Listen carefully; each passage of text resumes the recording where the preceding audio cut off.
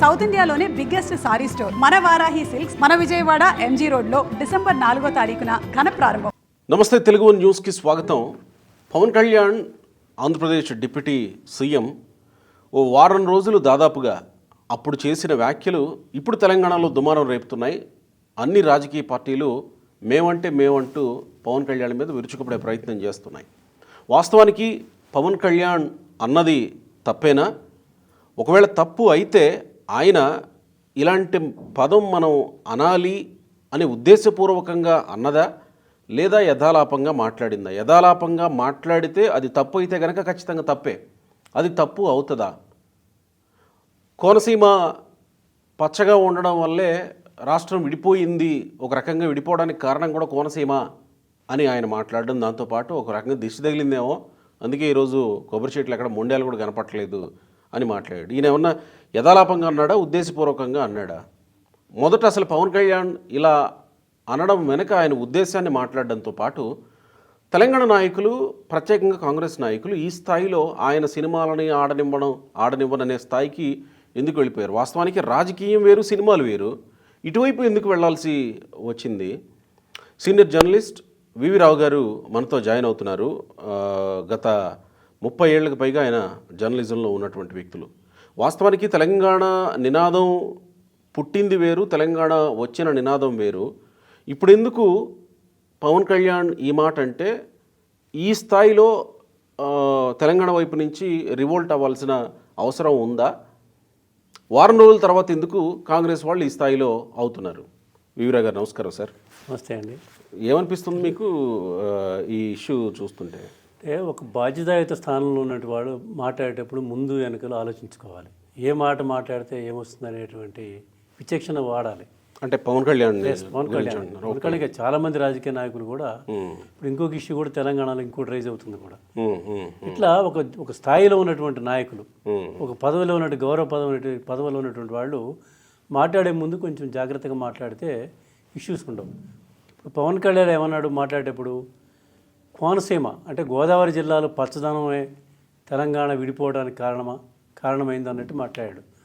అంటే తెలంగాణలో కూడా ఆ రోజు నీళ్లు, నిధులు, వీటి మీదనే ప్రధాన అంశాలు. నీళ్లు అంటే ఆయన ఉద్దేశాన్ని ఎట్లా అర్థం చేసుకోవాలి అక్కడ? అంటే ఇప్పుడు ఆయన అన్నది ఏంటంటే ఈ పచ్చదనం చూసే అంటే అక్కడంతా సస్యశ్యామలంగా ఉంది, నీరు ఉన్నాయి, బాగా పంటలు పండుతున్నాయి. కోనసీమ మొదటి నుంచి కూడా గోదావరి డెల్టా కాబట్టి అసలు ఎక్కడ ఎండిపోయినా కూడా గోదావరి డెల్టా అనేది పంటలకి ఇది ఉండేది. తూర్పు గోదావరిలో మొత్తము, కొంత మెట్ట ఉన్నా కూడా పశ్చిమ గోదావరిలో భీమవరం ఏరియా ఇదంతా. అందుకని మొదటి నుంచి కూడా పచ్చదనం చూడాలన్నా, పైరు చూడాలన్నా మనం పూర్వం సినిమాలు కూడా ఎక్కువగా రాజమండ్రి చుట్టూ ఉండేవి. అవును, ఎందుకంటే పచ్చదనం వాతావరణం దానికి గోదావరి లొకేషన్ వేసుకున్న గోదావరి లొకేషన్, కోనసీమ వీటన్నిటి మీద తీసేవాళ్ళు. అంటే అంత సస్యశ్యామలంగా ఉన్నటువంటి ప్రాంతాన్ని చూసి తెలంగాణ వాళ్ళకి మా పంటలు ఎండిపోతున్నాయి, నిధులు నీళ్లు అన్ని ఆంధ్ర వాళ్ళు తీసుకెళ్తున్నారు, మాకు కావాలనేటువంటి ఇది అంశం రేకెత్తించింది అనేది ఆయన అభిప్రాయం. తెలంగాణ ఎజెండా కూడా అదే కదా, నీళ్లు వాస్తవమే కదా అది వాడడం. తెలంగాణలో గోదావరికి తెలంగాణ నుంచే పోతుంది, కృష్ణా తెలంగాణ నుంచి పోతుంది. పోయిన తర్వాత అక్కడికి పోవాలి.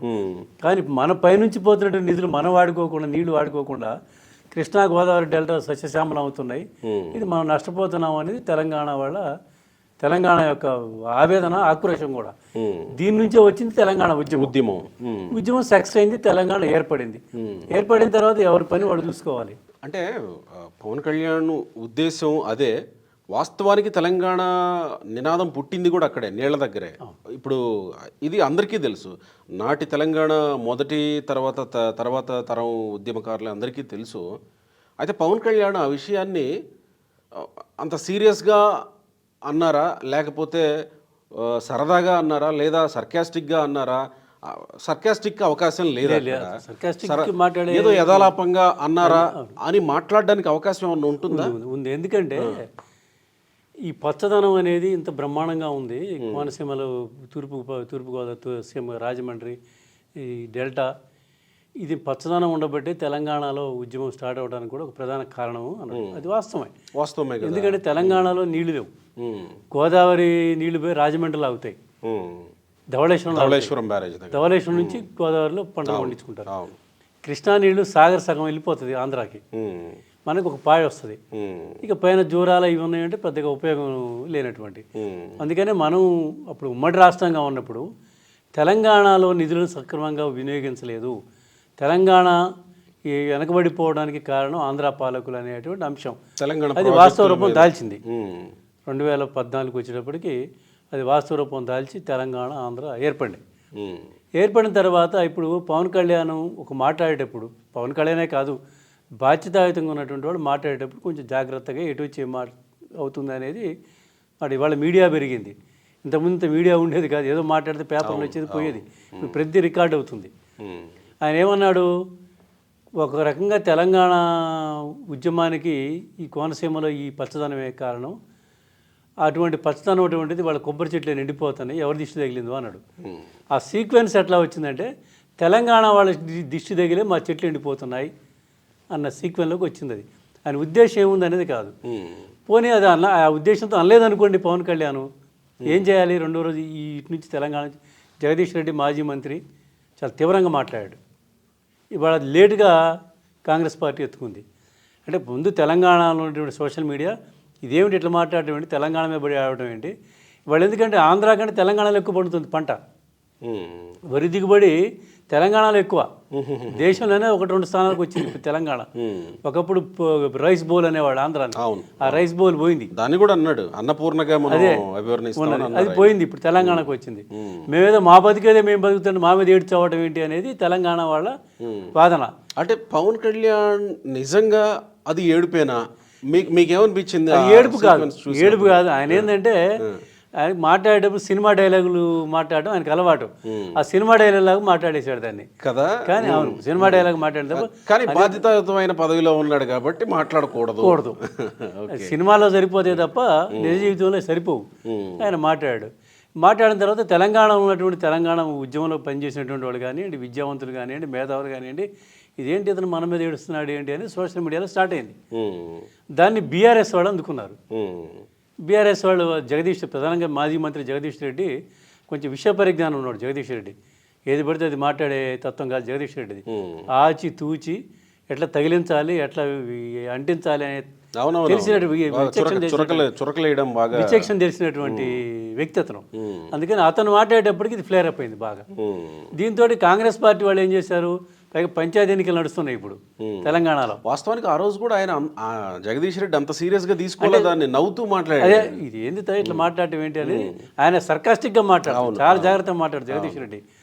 ఆ మాట్లాడేటప్పుడు దాని తర్వాత ఏమైంది, నిజమే కదా ఎట్లా మాట్లాడుతుండే అనేది తెలంగాణలో ఒక రకమైనటువంటి ఇది బయలుదేరింది. అప్పుడు కాంగ్రెస్ వాళ్ళు ఇదేదో మన వెనకబడుతున్నాం, పంచాయతీ ఎన్నికలు వచ్చినాయి కదా ఇప్పుడు, ఎవడు మాట్లాడి మీరు మాట్లాడలేదు, మీరు అందరికీ సద్దులు మోస్తున్నారు, చెంచాలు మోస్తున్నారు అంటారేమోననే భయంతో ఎమ్మెల్సీ బల్మూరి వెంకట్ మాట్లాడాడు. బల్మూరి వెంకట్ మాట్లాడిందంటే ఏదో విద్యార్థి నాయకుడిగా కాదు కదా, అతను ఎమ్మెల్సీ, బాధ్యతగతమైనటువంటి స్థానంలో ఉన్నాడు. కోమటిరెడ్డి వెంకటరెడ్డి మంత్రి, పైగా సినిమాటోగ్రఫీ మంత్రిగా చెప్తున్నాను నేను, సినిమా ఆడనేమని అంటాడు. సినిమాలకి దీనికి సంబంధం ఏంటి అసలు? ఏమైనా మాట్లాడతాం మేము, అధికారం మాకుంది కదా.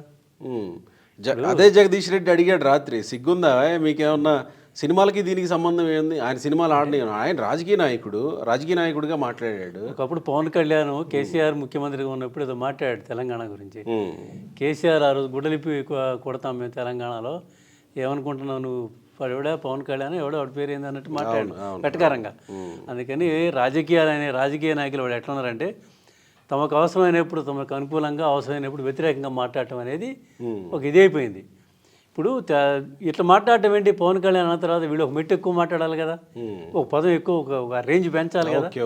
అందుకని సినిమాలు కూడా ఆడని జాగ్రత్త అని ఒక వార్నింగ్. అసలు సినిమాలనే ఆడని వార్నింగ్ ఇచ్చేవాడివి పవన్ కళ్యాణ్ మాట్లాడిన తెల్లవారు ఎందుకు మాట్లాడాను? ఎగ్జాక్ట్లీ. అంటే నీకు తప్పుగా భావిస్తే ఇందులో పార్టీలు రాజకీయం ఏమీ కనపట్లేదు, కాకపోతే మనం వెనకబడిపోతున్నాం అన్న ఉద్దేశమే, మీడియాలో వెనకబడిపోతున్నాం. పైగా ఇంకొకటి ఏంటంటే, సరే జడ్చర్ల ఎమ్మెల్యే అనిరుద్ధ్ రెడ్డి వీళ్ళు మాట్లాడుతూ వచ్చారు, కోమటిరెడ్డి వెంకటరెడ్డి, పొన్నం ప్రభాకర్ వీళ్ళ మీద గత కొంతకాలంగా మంత్రివర్గం నుంచి వీళ్ళు అవుట్ అనే చర్చలు 2-3 రోజులుగా సర్కిల్స్లో తిరుగుతా ఉన్నాయి. అనిరుద్ధ్ రెడ్డి ఏమైనా మాట్లాడతాడు. అందుకని సొంత పార్టీ వాళ్ళ మీద మాట్లాడతాడు, నేనే సీఎం అవుతాను అన్నాడు కదా అవును అవును. అందుకని అట్లా మాట్లాడతాడు. అంటే నేనేమంటున్నానంటే వీళ్ళు కూడా పొన్నం కానీ కోమటిరెడ్డి కానీ వాస్తవంగా డెఫినెట్గా టీఆర్ఎస్ వాళ్ళు స్పందించారు కాబట్టి మనం ఎక్కడ వెనకబడిపోతాం అనే స్పందించడంతో దీంతో దాన్ని అంత తీవ్రంగా తీసుకొని సినిమాలు ఆడనివ్వము అనేటువంటి తీవ్రమైనటువంటి అంశం కూడా కాదండి అది. ఆయన ఏదో పవన్ కళ్యాణ్ రొటీన్గా అనేసాడు దాన్ని. అతను ఎందుకంటే అతను మనం చాలా సందర్భాల్లో చూస్తున్నారు మాట్లాడే మాటలు, సినిమా డైలాగ్ ఒకదానికి లింక్ ఉండదు. ఒక మాట అనబోతాడు, అది ఇంక ముగింపు ఏదో చెప్తాడు. ఎందుకంటే ఆయనకి నిజాయితీ ఉంది మనిషిలో, కానీ మాట్లాడేటప్పుడు ఆ స్క్రిప్ట్ అది సరిగా ఉండదు. అంటే ఎక్స్పీరియన్స్ రాజకీయాల్లో ఎక్స్పీరియన్స్ లేని సినిమా వాళ్ళని చాలా మంది చూస్తాం కదా మనం. స్టేజ్ ఎక్కి జనం కనపడితే వాళ్ళు ఏం మాట్లాడతారో తెలియదు. రాజకీయ నాయకులు అంటే కొంచెం స్థిత ప్రజ్ఞతతో మాట్లాడతారు. వాళ్ళు వెనక వాళ్ళు జరిగే పరిణామాలు ఏంటి అనేది. ఇప్పుడు వాడు ఎవరైనా తిట్టాడు అనుకోండి, సినిమా పోతే వాడికి ఏం పోద్ది. మీరు గమనించే ఉంటారు చంద్రబాబు నాయుడు గారు కొన్నిసార్లు ఏంటి స్లిప్ అవుతున్నారా అనిపిస్తుంటది, టక్కున అక్కడ ఆగిపోతారు. ఆగిపోయి మళ్ళీ వెనక్కి వచ్చేసి గుర్తు వస్తుంది. అవును, ఆయనకి మొత్తం ప్రపంచం అంతా గుర్తు వస్తుంది ఆయనకి. వీళ్ళకి అట్లా గుర్తుండదు సినిమా వాళ్ళకి. బాలకృష్ణ కూడా ఆ మధ్య ఏదో మాట్లాడాడు ఆ లేడీస్ గురించి. అది అంటే వాళ్ళకి నోటికి ఆ స్టేజ్ మీద ఉన్నప్పుడు ఏదైతే మాట్లాడతారు. ఆ సినిమా ఆడలేదనుకోండి, వాళ్ళకేం పోద్ది, ప్రొడ్యూసర్ పోతాడు. అవును కదా. ఇక్కడ అది కాదు కదా రాజకీయాల్లో. నీవేదో నష్టం పోతే నీ జీవితం పోద్ది. ఎంతమంది రాజకీయాల్లో మాట నూరు జారి ఇబ్బంది పడ్డవాళ్ళు ఎంతమంది లేరు మనం చూడలే. అంటే జనసేన నుంచి ఒక వివరణ వచ్చింది, జనసేన పేరుతో లెటర్ ప్యాడ్ వక్రీకరించొద్దు దీని గురించి. మీరు చెప్పింది ఒప్పుకుందాం, వక్రీకరించొద్దు అన్నాడు పవన్ కళ్యాణ్. ఒక 2 నిమిషాలు ఇది మాట్లాడి, నేను ఎవరిని ఏమన్నది ఇది కాదు, నేను ఈ ఉద్దేశంతో మాట్లాడాను, దీన్ని తెలంగాణ సోదరులు దీన్ని తప్పుగా భావించవద్దని ఒక వీడియో ఇదిలో చేస్తే తప్పేంటి? ప్రెస్టేజ్ ఏం కాదు. క్షమాపణలు చెప్పమని వీళ్ళు అడుగుతున్నారు. క్షమాపణలు చెప్పాల్సిన అవసరం లేదు, చెప్పాల్సిన తప్పేం చేయలేదు కదా ఆయన.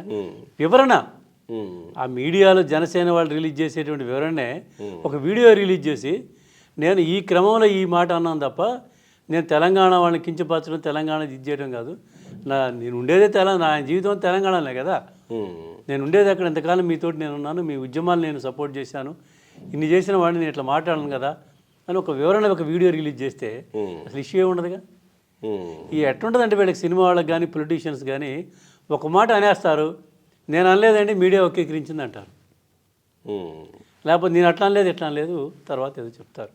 ఆ చెప్పేది ఏదో క్లారిటీ వివరణ ఒక వీడియో రిలీజ్ చేస్తే ఈ అపోహలు, ఈ గందరగోళాలు ఇవన్నీ ఉండవు కదా. మీకేమనిపిస్తుంది, ఇది ప్యూర్గా పవన్ కళ్యాణ్ అన్న మాట గురించే ఇంత రాద్ధాంతం అనుకోవాలా, ఏమన్నా రాజకీయ ఇవేమన్నా? ఇంతకుముందు మనం ఒక అంశం చర్చించాం, మీడియాలో వెనకబడిపోతున్నాము ఇది అనుకున్నాం.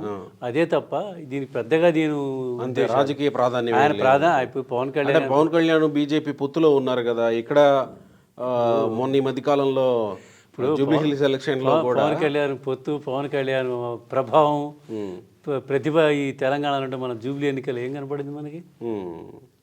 జూబ్లీ ఎన్నికలు ఆయన ఎవరికి మధ్య. సో అంతే తప్ప పెద్ద రాజకీయ ప్రాధాన్యం ఆయన మద్దతు ఇచ్చిన పార్టీకి డిపాయిడ్ పోయింది ఇక్కడ బీజేపీకి. అందుకని అదేం కాదు. కాకపోతే ఈ వెనకబడుతున్నాం అనే బాధ. ఇప్పుడు రేపు ఎవరైనా ఏమైతే పవన్ కళ్యాణ్ మా తెలంగాణ వాళ్ళని తిరిగి మీరేం మాట్లాడలేదు కదా అంటే దానికి వివరణ ఇచ్చుకునేంత ఓపికలకు ఉండదు. అట్లా అనలేదంటే జనం మందిపోయామనుకుంటారు.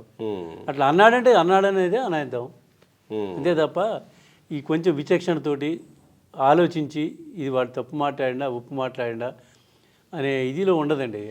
జనం ఆవేశం, జనం దీనికి అనుగుణంగానే పొలిటీషియన్స్ ఎక్కువ మంది మాట్లాడుతున్నారు తప్ప దాన్ని ఆలోచించి విజ్ఞతతో మాట్లాడేవాళ్ళు తక్కువ. తర్వాత మళ్ళీ ఇంకొక ఇష్యూ లేసింది, అక్కడ రవీంద్ర భారతి దగ్గర దివంగత ఎస్పీ బాలసుబ్రహ్మణ్యం విగ్రహం పెడుతుంటే ఆయన విగ్రహం ఎట్లా పెడతారు అనే అంశాన్ని లేవనెత్తారు. ఎస్పీ బాలసుబ్రహ్మణ్యం కూడా ఆయన్ని కూడా అట్లనే కొందరు కొన్ని అంశాలని తీసుకొని వాళ్ళు మాట్లాడేటువంటి పద్ధతి చాలామందికి నచ్చదు. ఇప్పుడు ప్రభుత్వం అనుమతించిందండి, ప్రభుత్వం అనుమతితోటే పెడుతున్నారు వాళ్ళు అక్కడ. నీ గొడవ ప్రభుత్వం దగ్గర చేసేయి, ప్రభుత్వాన్ని ముఖ్యమంత్రిని అడుగు, లేకపోతే సాంస్కృతిక శాఖ మంత్రిని అడుగు, మీరు ఎందుకు అనుమతించారు ఇట్లా అంటే. వాళ్ళు చెప్పే వివరణ ఏంటంటే 2004లో అందశ్రీ ఒక పాట రాశాడు, ఆ పాటలో ఉన్నటువంటి 4 చరణాలను తీసేస్తే బాలసుబ్రహ్మణ్యం గారు నా పాట పాడమని అడిగితే ఆ 4 చరణాలు తీసేస్తే నేను పాడతానన్నది వాళ్ళ వాదన. అది అన్నాడా లేదా మనకు తెలియదు. ఎవరికి దాని గురించి ఇవాళ బయటకు వచ్చింది, ఎవరికి తెలియదు అది.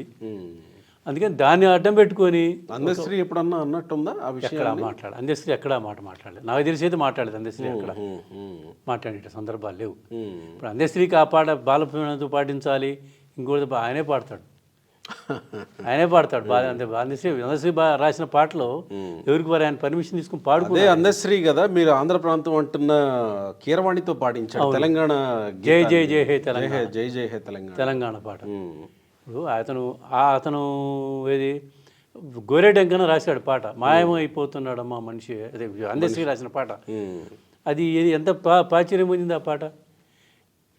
ఇప్పుడు గోరెటెంకన్న రాసిన పాట ఒకటి ఉంది, గోరెట వెంకన్న వందే మాత్రం శ్రీనివాస్ కదా అది పాడింది, మాయమైపోతున్నాడమ్మా మనిషి అన్నవాడు. పాడింది అతనే, రాసింది అందశ్రీ. ఓకే ఓకే ఓకే ఆ పాట. అట్లనే గోరెటెంకన్ ఒక పాట రాశాడు, పల్లె కన్నీరు పెడుతున్నాడు. ఆ పాట కూడా ఎంత పరిచయం పోయింది. ఇప్పుడు సినిమా వాళ్ళే వాడుకున్నారు కదా సినిమాలో. అందుకని కళకి ప్రాంతీయము, కులము, మతము ఏమి ఉండవండి. కళను మనం కళగానే చూడాలి. బాలసుబ్రహ్మణ్యం అనేవాడు తెలంగాణ నెల్లూరులో పుట్టా కానీ, పుట్టడం నెల్లూరులో పుట్టాడు కానీ ఆయన మొత్తం చెన్నయ్య కదా, పెరిగిందంతా చెన్నయ్య కదా. ఆయన పాడిందంతా తమిళ, తెలుగు, హిందీ, మలయాళం అన్ని భాషల్లో పాటలు పాడాడు కదా. ఆయన గొప్ప కళాకారుడు కదా. ఆయన విగ్రహం కళాకారుడిగా పెట్టుకుంటే మనకు వచ్చే నష్టం ఏముంది?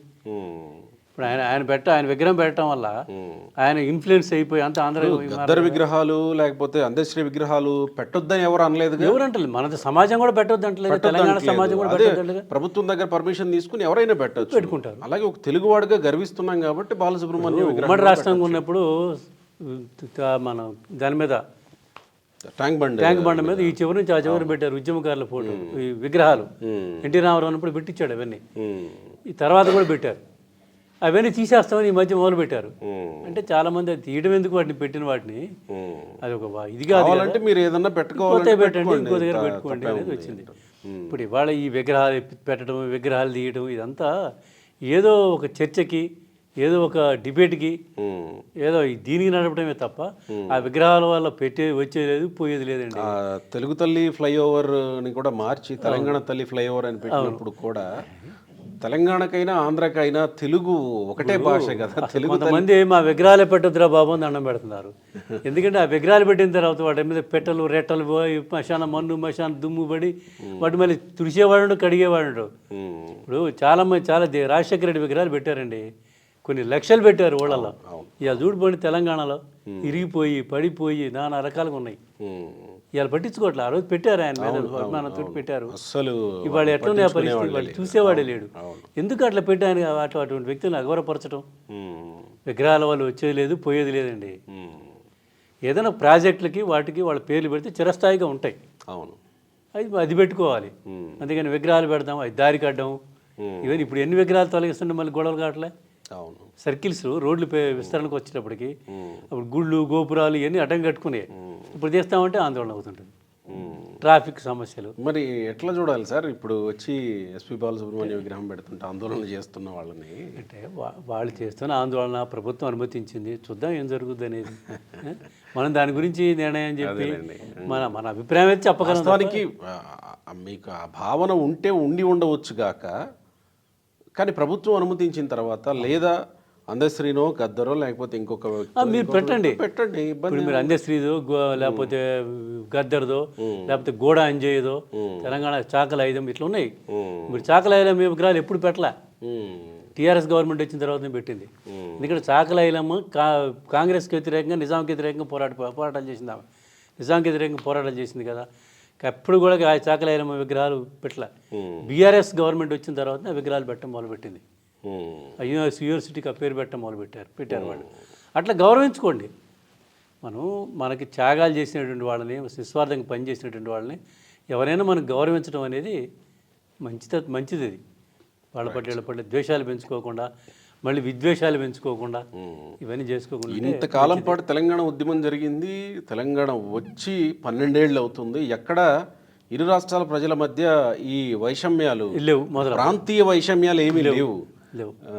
ఈ అనవసరంగా చిన్న చిన్న సమస్యల మీద ఏదో నాయకులు వాళ్ళు వీళ్ళు తిట్టడం చేయడం, ఇవన్నీ ఇప్పుడు మార్వాడి ఉద్యమం కూడా మనం చూసాం. అవును, ఆ మార్వాడి హఠావో ఎప్పుడు వచ్చారండి మార్వాడీలు ఇవాళ ఇక్కడికి? అవును, ఇప్పుడు వచ్చిన వాళ్ళు అది ఏదో కొంతమంది చేశారు, కొంతమంది అది కొంతకాలం నడిచింది. అట్లా ఇది కూడా. రైట్ అండి, థ్యాంక్ యూ.